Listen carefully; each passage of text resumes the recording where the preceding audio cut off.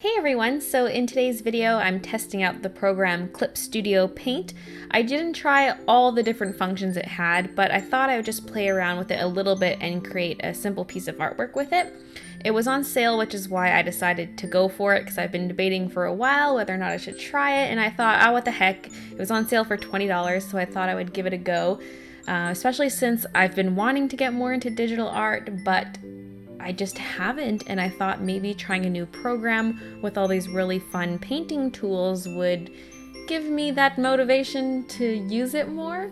So what I did at the beginning was I played around with some of the different brushes, and they are so cool. Oh my gosh, I was just squealing in delight as I was trying them all out. I thought it was so fun and so much more interesting than Photoshop. And I know you can get custom brushes for Photoshop, but these ones were just so fun to work with. And I played around with those for a bit, and then I decided to start sketching out my picture. And I decided I wanted to do something round without a background so that I could put it on merch in my merch store, and I'll talk more about that later. Back to the program though, I ended up not even really using many of the tools for the picture.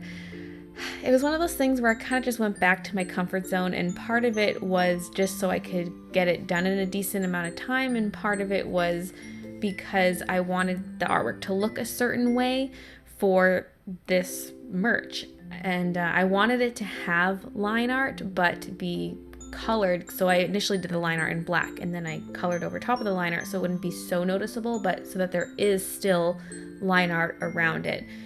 And so I felt like if I went with just sort of the painterly approach where you just start blocking in colors, sort of the lineless digital painting approach, if I had gone with that, I felt like it wouldn't have been as good for this particular artwork that I was working on. But that's something that I think would work wonderfully with all the amazing brushes that this program has.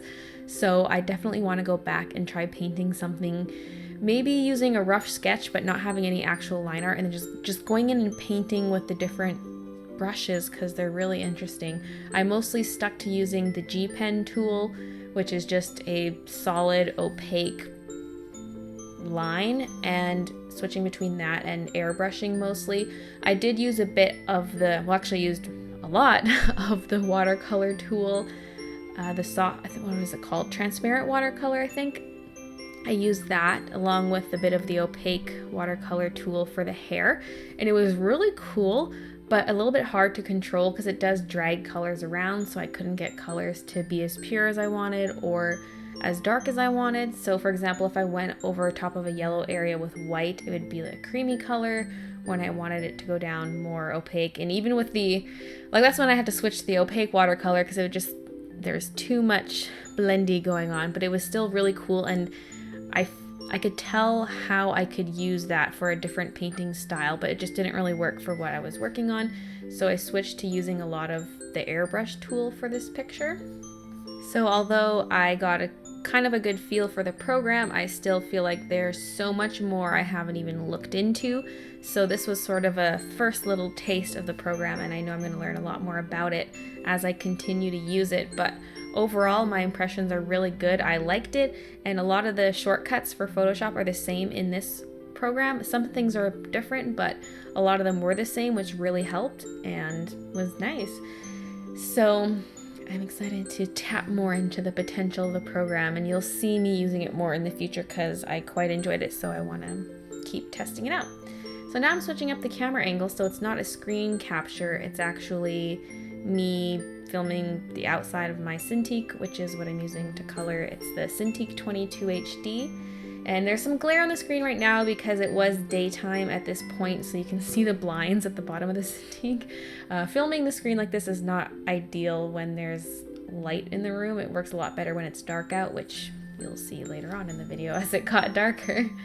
I did notice that I was very, very slow doing this artwork. Well, for one, I just am slower at digital artwork. I'm more used to traditional, and so when I do digital artwork, it takes me longer just because I don't have enough practice with it. Also, because it was a new program, there were a few things slowing me down. And one thing I thought was weird was just doing the line art, which, by the way, I hate doing line art digitally. It's really fun for me on paper, but doing digital line art just drives me insane. That's why I want to do like a line artless digital painting approach. But anyway, the line art, I struggled with it a little bit because I felt like my brush, like I didn't have enough control over the brush I was using, and I even turned stabilization all the way down, but it still felt like my lines were kind of being pulled in ways I didn't want them to be pulled. So I felt that that was different from Photoshop. Like if I did the line art in Photoshop, I think I would have been faster. But yeah, that's just one little thing that I observed. But yeah, I'm just overall really slow at digital anyway though, so it took me 2 days to do this picture, not 2 full days, but I did the sketch, the line art, and the flat color one day, and then I did the shading the next day. So it surprised me how long it took me, but that's just because I'm not used to it. So let's talk a little bit about the store now. I wasn't going to make a formal announcement right as the store opened, but I figured I might as well, since this artwork is also going up the day the store opens, and it's the main artwork featured in this store, so why not? I closed my online store in November because I normally do close it before Christmas because I'm normally out of town for Christmas and can't fulfill orders. And with my old shop, I was printing, packaging, and shipping all the orders myself, which is why I had to close it over the holidays because I wasn't there to send off packages. And I decided that it was taking up way too much of my time. I was getting so many orders, which is amazing, but it was taking up so much of my time. I was spending several hours a day packaging these orders when I could have been working on other artwork or on YouTube videos, that kind of stuff. It was really eating up a lot of my time. And so I decided I wanted to move to a system where a different company prints, packages, and ships everything for me.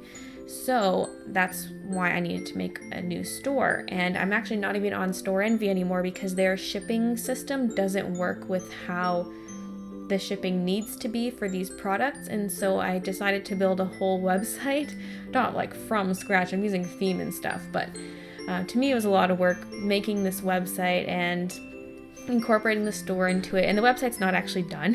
If you go to it, you'll see there's a lot of blank pages. But the store is up and running, and that's the most important thing because I really, really wanted the store open by April 1st. I mean, initially I wanted it up by like February 1st, but it kept getting pushed back just because of everything else I was doing.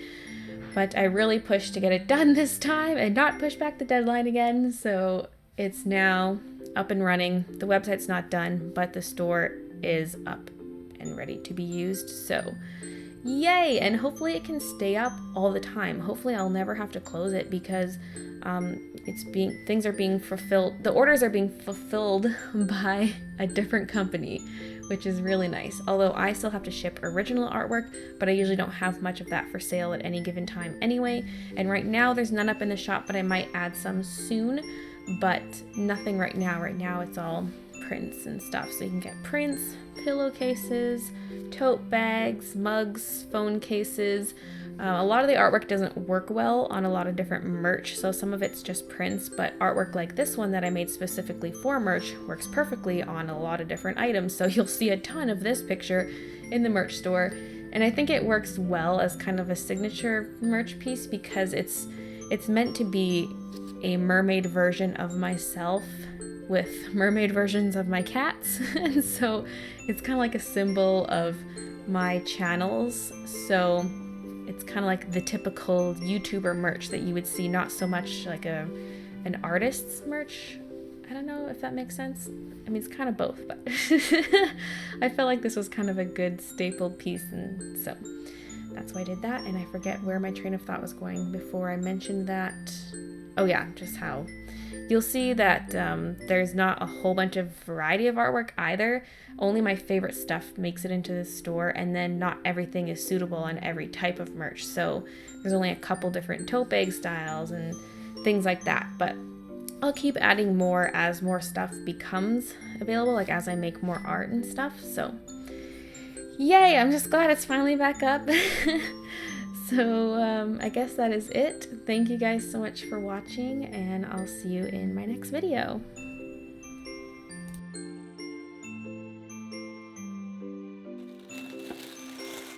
Oh my.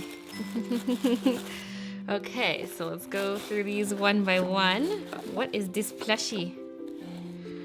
Oh, what is this? What is with its tail? It looks like it's missing the fur that's supposed to be on the tail.